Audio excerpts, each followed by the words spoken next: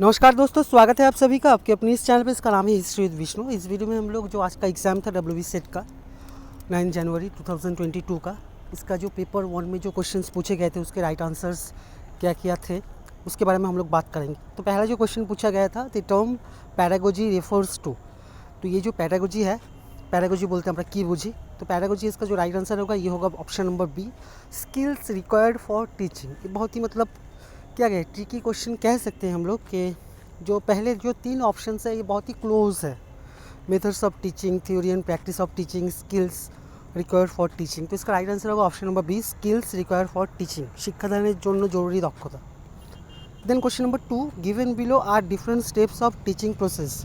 तो यहाँ पे नीचे टीचिंग प्रोसेस के स्टेप्स दिए गए हैं, इनको क्रोनोलॉजिकल ऑर्डर में सजाना है। तो ऑप्शन नंबर सी होगा इसका करेक्ट आंसर, कि पहले जो आपको पढ़ाने से पहले आपको ऑब्जेक्टिव्स क्या है आपकी, इनको फॉर्मुलेट करना होगा। और उसके बाद जो आप क्या करेंगे कि प्रेजेंट नॉलेज के साथ जो प्रीवियस नॉलेज है इसका एक रिलेशन आप बनाएंगे। और उसके बाद जो मटेरियल है वो आप प्रेजेंट करोगे, और उसके बाद वैल्यूएशन करोगे, और उसके बाद वीकनेसेस को दूर करने के लिए रीटीचिंग का सहारा लोगे। देन क्वेश्चन नंबर 3 जो पूछा गया था कि एक वर्ड है ब्यूरोक्रेटिक, इसको इसके पहले लेटर को हम लोग अगर 7th लेटर से रिप्लेस करते हैं और सेकेंड को 8 से, थर्ड को 9 से, ऐसे करके चलते हैं, तो जो नया वर्ड सामने आएगा तो उसका जो 5th लेटर होगा लेफ़्ट साइड से, तो ये कौन सा होगा। तो इसका जो राइट आंसर होगा, देखिए अगर आप देखें ब्यूरोक्रेटिक को, यहाँ पे टोटल 12 लेटर्स हैं, और इसको अगर आप पहले को 7 से रिप्लेस करते हो, सेकेंड को 8 से रिप्लेस करते हो, तो जो लेटर आपके पास उभर के आएगा, जो पहला वर्ड आपके पास आएगा, मतलब पहला जो लेटर होगा इस वर्ड का, न्यू वर्ड का, तो ये होगा सी पहले आएगा। तो फिफ्थ मतलब वहीं से स्टार्ट होगा, लेफ्ट साइड से बोला है तो CRATI, फिफ्थ जो हो रहा है आई। तो ऑप्शन नंबर बी होगा इसका राइट आंसर, क्वेश्चन नंबर 3 का आई होगा इसका राइट आंसर। आई होगा नए वर्ड का 5th letter. Then question number 4 पूछा गया था, the dynamic approach to teaching learning process means that. तो डायनामिक जो अप्रोच है टीचिंग लर्निंग प्रोसेस में, इसका मतलब क्या है। तो डायनामिक जो अप्रोच है इसका मतलब है कि किसी भी तरह से जो स्टूडेंट है ये मतलब पार्टिसिपेट करे, इनका एक्टिव पार्टिसिपेशन हो। तो ऑप्शन नंबर सी एकदम करेक्ट है कि teaching should emphasise student participation through learning activities. Student का पार्टिसिपेशन जो है ये बहुत ज़रूरी है, जिसको डायनामिक अप्रोच कहते हैं। देन नेक्स्ट क्वेश्चन की तरफ बढ़ते हैं। Question number 5, grading the final learning outcome is known as. तो फाइनल जो लर्निंग आउटकम होता है इसका जो राइट आंसर होगा ये होगा समेटिव इवैल्यूएशन। समेटिव इवैल्यूएशन होगा इसका right answer, option number A. उसके बाद question number 6, achievement test are commonly used for the purpose of dash.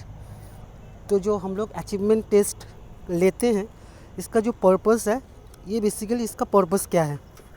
Option ये बताया गया है, selecting candidate for a specific job, selecting candidate for a course, identifying strengths and weaknesses of learners. तो इसका जो main purpose है ये है आइडेंटिफाई करना, क्या बच्चों ने सीखा और क्या उनमें वीकनेसेस है, इसको आइडेंटिफाई करना। तो क्वेश्चन नंबर 6 का राइट आंसर होगा option number C. Then gurukul system of education in India flourish during. तो गुरुकुल सिस्टम जो है ये वैदिक एंड उपनिषदिक पीरियड से ही चला आ रहा था, तो ये होगा इसका right answer, option number A. Then question number 8, which of the following is the most appropriate criteria for evaluating the effectiveness of teaching। तो कौन से क्राइटेरिया जो है, कौन सा क्राइटेरिया होगा जो कि एकदम मोस्ट अप्रोप्रिएट होगा और टीचिंग के इफेक्टिवनेस को इवेलुएट करने के लिए। तो इसका जो राइट आंसर आएगा ये होगा लर्निंग आउटकम्स, ऑप्शन नंबर ए। लर्निंग आउटकम क्या है, ये मोस्ट अप्रोप्रिएट क्राइटेरिया है टीचिंग के इफेक्टिवनेस को जांच करने के लिए, option number A. Then question number 9, which branch of philosophy examines issues pertaining to the nature of reality। तो nature of reality के साथ जो मतलब फिलोसॉफी के जिस ब्रांच में ये डिस्कशन होता है, तो ये इसका राइट आंसर होगा metaphysics. Metaphysics option number B होगा इसका right answer. Then question number 10, which of the following types of research depends least on empirical facts. Depends least निम्नलिখিত মধ্যে কোন ধরনের গবেষণা পদ্ধতি ভুয়ো দর্শনলব্ধ তথ্যের ওপর निर्भरशील नॉय। तो एक्सपेरिमेंटल रिसर्च जो है ये, उसके बाद इसका जो राइट आंसर है ये थोड़ा सा इसको लेके कन्फ्यूशन है। तो बेसिकली इसको मान के चल सकते हैं हम लोग क्योंकि बी और सी में थोड़ा सा कन्फ्यूजन है। तो राइट आंसर जो होना चाहिए ये सी हम लोग कह सकते हैं, क्योंकि एक्सपेरिमेंटल के लिए तो एम्पिरिकल रिकॉर्ड्स चाहिए ही चाहिए, साइंटिफिक है, इथनोग्राफिक भी साइंटिफिक एक अप्रोच माना जाता है। तो option number C philosophical research, इसको हम लोग मतलब कह सकते हैं इसका राइट आंसर होना चाहिए option number C. Then an observation study that, इसको भी हम लोग स्किप कर रहे हैं, जो आगे कुछ क्वेश्चन छूट रहे हैं, तो नेक्स्ट वीडियो में हम लोग देने की कोशिश करेंगे। कोई भी कन्फ्यूजन हम लोग क्रिएट करना नहीं चाह रहे हैं। तो क्वेश्चन नंबर 12 की तरफ बढ़ते हैं। The study of body language, gestures, postures, facial expression and body movements is known as. तो इसका जो राइट आंसर होगा ये ऑप्शन नंबर डी होगा, काइनेसिक्स।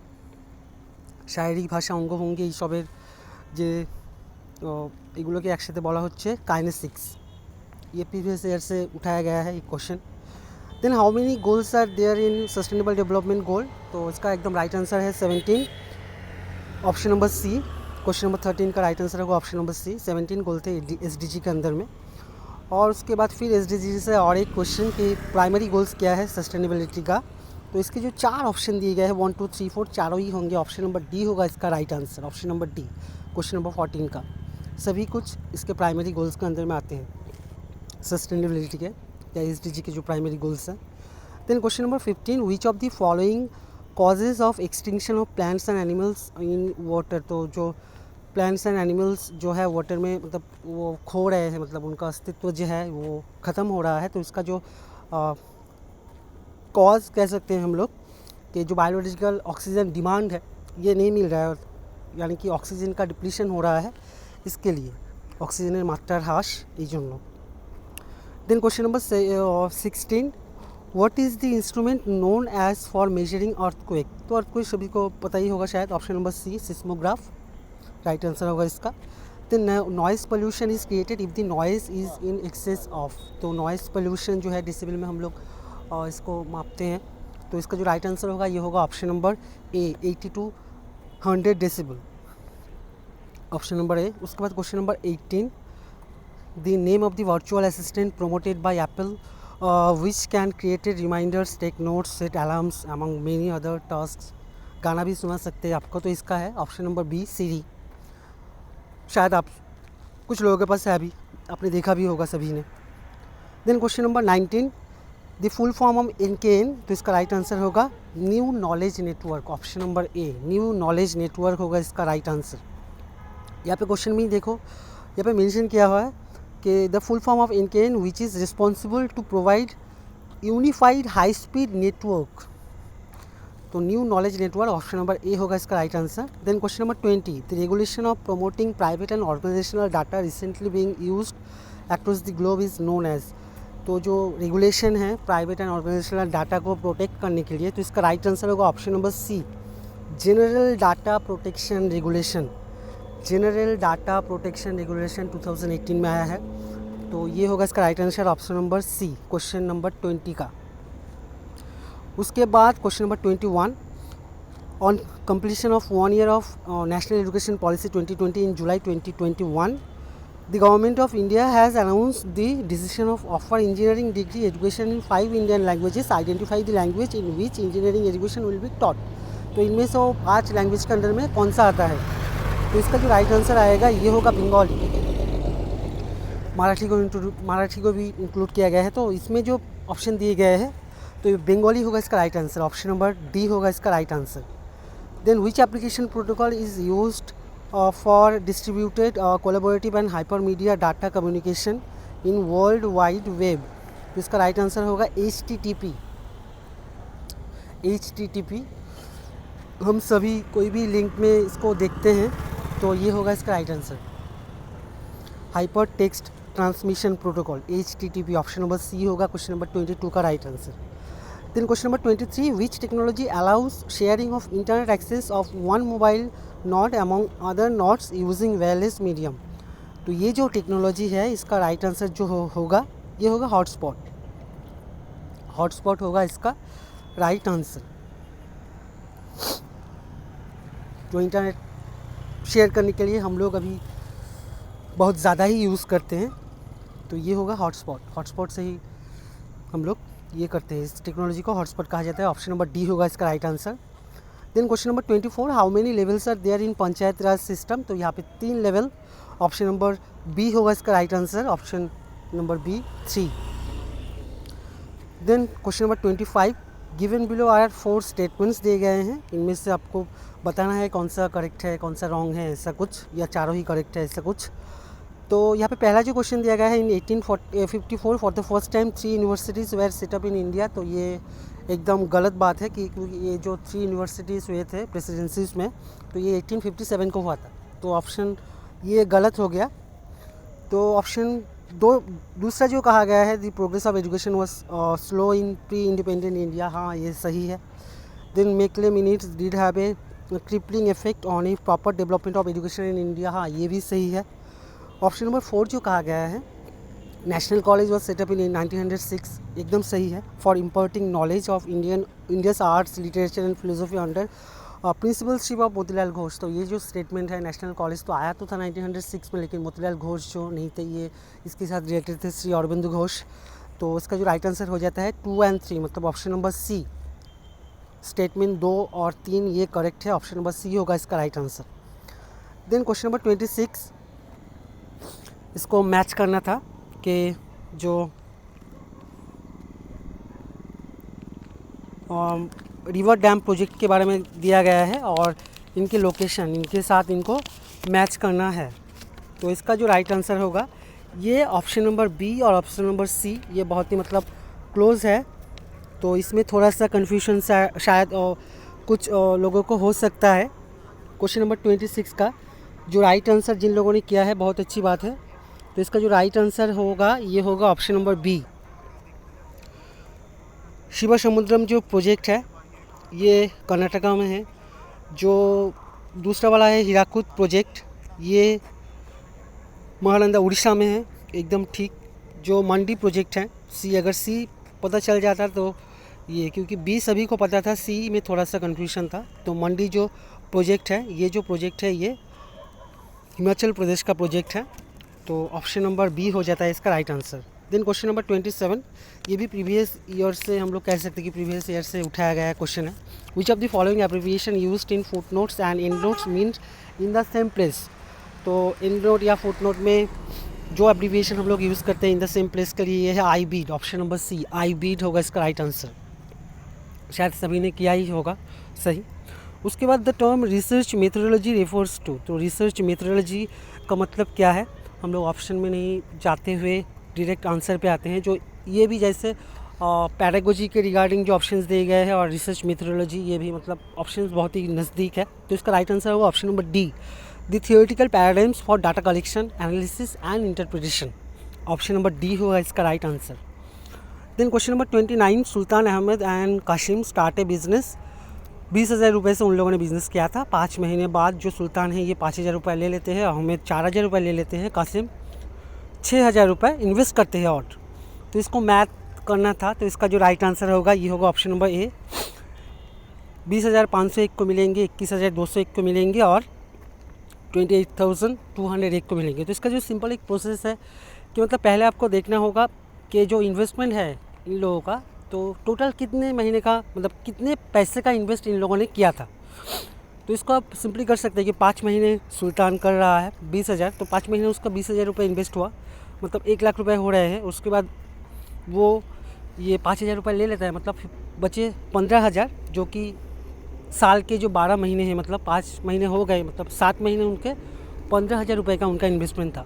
तो इसको अगर मिला लेते हो तो 2,05,000 की आसपास शायद उनका इन्वेस्टमेंट जो है ये आता है। तो ऐसे करके टोटल अगर आप लोग देखोगे उनका इन्वेस्टमेंट, तो ये अल्टीमेटली 699 आएगा। और उसके बाद तो यही आंसर आएगा। जो भी हो, ये मैथमेटिकल जो अगला वीडियो है उसमें शायद हम लोग डिस्कस करने की कोशिश करेंगे, समझाने की कोशिश करेंगे। उसके बाद 30, ये उतना घबराने वाला क्वेश्चन था, मतलब क्वेश्चन घबराने वाला था, लेकिन प्रोसेस जो था ये एकदम ईजी था। 4 students WXYZ appears in 4 papers 1, 2, 3, 4 in the test. Their scores out of 100 are given below. तो इनके स्कोर्स 100 में दिए गए हैं, W के पेपर 1 में, पेपर 2 में, WXYZ इन चारों के। अभी पूछा गया है कि किसका जो स्कोर था, एवरेज था मार्क्स का, ये 60 से 65 के अंदर में आता है। तो इसके लिए आपको जो करना था कि 60 से 65 मतलब 60 4 पेपर एवरेज, तो टोटल कितने होते हैं 240 और 65 मतलब 260। तो 240 से 260 के अंदर मतलब किसका टोटल मार्क्स ये 240 और 260 के अंदर में आते हैं। तो इसको अगर आप लोग करते चारों पेपर के मार्क्स को ऐड करते एक एक करके तो आपको आसानी से ये मिल जाता। जो W का स्कोर था यही होगा इसका right answer, option number C होगा इसका राइट आंसर। तो इसी का जो एवरेज था ये 60 से 65 के अंदर में था। बाकी X का तो मतलब नीचे ही था, 60 भी नहीं था इसका एवरेज, और YZ का बहुत ज़्यादा था 65 के ऊपर। तो जो भी हो 31 जो पूछा गया, ये given mixture contains milk and water 4:3 में, इस रेशियो में एक मिल्क एंड वाटर का एक मिक्सचर है। फिर कहा गया है कि इसमें वाटर ऐड कर दिया गया है 5 लीटर। अभी जो रेशियो बन गया ये 4:5 बन गया है। तो अभी आपको मिल्क का क्वांटिटी कितना था वो निकालना था। तो यहाँ पे एक सिंपल प्रोसेस है। देखो पहले जो था 4:3 था, उसके बाद न्यू मिक्सचर में जो रेशियो बन रहा है वो 4:5 बन रहा है।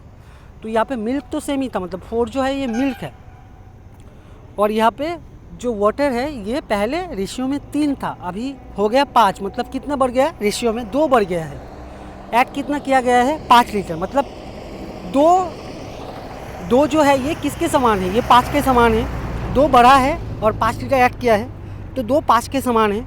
तो रेशियो में जो 4 है वो क्या होगा, 2 का डबल होगा, 5 दूनी 10, तो 10 लीटर दूध इसका राइट आंसर होगा, ऑप्शन नंबर सी होगा इसका राइट आंसर।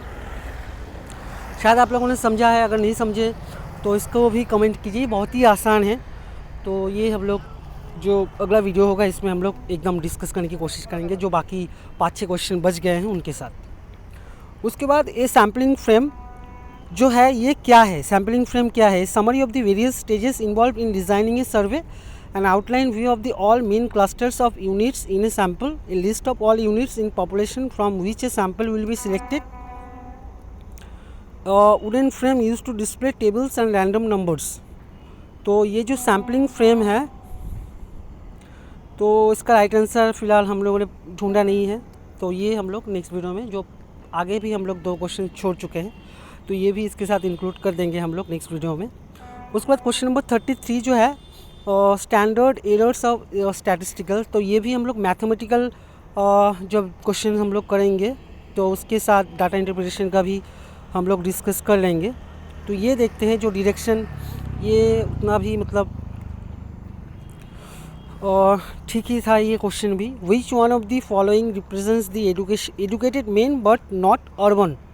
तो यहाँ पे देखिए पहले हम लोग इंस्ट्रक्शन देख लेते हैं। In the following diagram rectangle represents main, तो रेक्टेंगल रिप्रेजेंट्स मेन, तो 4, 4, 11, 5 ये रेक्टेंगल के अंडर में आते हैं। तो हमें पूछा गया है एजुकेटेड मेन है बट अर्बन नहीं है, तो रेक्टेंगल 4, 11, 12 इनमें हम लोग को फोकस करना होगा। अच्छा सॉरी, ठीक है, हम लोग रेक्टेंगल ट्रायंगल ये हम लोग थोड़ा सा बाद में करते हैं।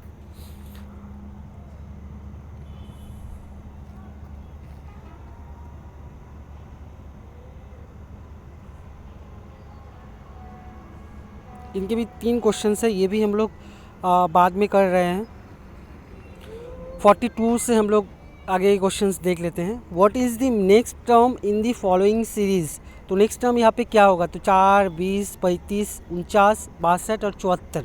तो इसके बाद जो नेक्स्ट टर्म होगा ये 85 होगा, एकदम करेक्ट है। जो नंबर इंक्रीज़ हो रहे हैं डिक्रीज़ हो रहे हैं सॉरी, तो 16, 15, 14, 13, 12 गैप ये बन रहा है। तो उसके बाद नेक्स्ट गैप जो बनेगा ये 11 का गैप बनेगा। तो 74 के साथ 11 अगर आप ऐड कर दोगे तो 85 आते हैं। तो उसके बाद 43 ये भी आसान था कि नेक्स्ट टर्म क्या होगा, 2, उसके बाद 1, उसके बाद हाफ, उसके बाद 1/4, उसके बाद 1/8। तो हिसाब से ये 1/16 होना चाहिए, लेकिन 1/16 ऑप्शन में कहीं नहीं है। तो ऑप्शन नंबर बी 1/16 और 348 एक ही बात है। जो फ्रैक्शन है 1/16 और 348 एक ही बात है, हम लोग लिख सकते हैं। तो ऑप्शन नंबर बी होगा इसका राइट आंसर। देन आइडेंटिफाई करना होगा यहाँ पे आईपी एड्रेस कौन सा है। तो ऑप्शन नंबर बी जो आप लोग देख रहे हो 20 1.50.20.148, तो ये होगा आईपी एड्रेस का मतलब एग्जांपल। तो ये इनमें से जो भी ऑप्शन दिए गए हैं, ऑप्शन नंबर बी होगा इसका राइट आंसर क्वेश्चन नंबर 44 का। Then virtual memory means, virtual memory क्या है? तो यहाँ पे दो ऑप्शंस को लेकर कन्फ्यूजन मतलब क्रिएट बहुत ही लाजमी है, शायद किसी ने गड़बड़ कर भी दिया होगा। An extremely large main memory और option number C an illusion of extremely large main memory. तो इसका जो राइट आंसर होगा ऑप्शन नंबर सी होगा, an illusion of extremely large main memory. Question number 45 का राइट आंसर होगा option number C. और उसके बाद जो क्वेश्चन हम लोग, तो शायद 15 के क्वेश्चन आसपास क्वेश्चन छूटे हैं, इनको हम लोग नेक्स्ट वीडियो में लेने की कोशिश करेंगे। और जो मैथमेटिकल जो क्वेश्चंस हैं रीजनिंग के, ये भी हम लोग डिस्कस करने की कोशिश करेंगे। तो अगर आप लोग नए हैं तो वीडियो को ज़रूर लाइक कीजिएगा, शेयर कीजिएगा, और नए वीडियोस के नोटिफिकेशन पाने के लिए ज़रूर सब्सक्राइब और बेल आइकन को भी प्रेस कर दीजिए। Thank you so much.